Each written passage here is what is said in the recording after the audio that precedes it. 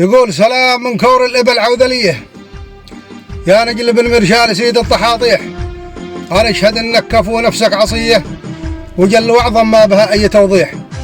نهار شفت بين ولو در ضحية، مغيبك كامل مع النود والريح، خرجت يا الناصر على أول مطية وسرقت خيلك صعب من قال باطيح. ما دام عاد الراس والنفس حية أبين عصية ما لها إلا صناديح.